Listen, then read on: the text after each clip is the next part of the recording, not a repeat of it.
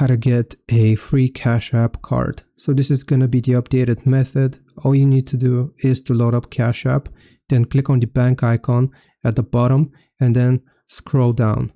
Here you will see get the free debit card that pays you back, and you just want to click on get your free card. Here it's going to show you all of the available cards and designs. We're gonna do this one because it's free and it's very simple, plain. You have the option of customizing it as well. So all you need to do is to click on order free. You will then provide your address.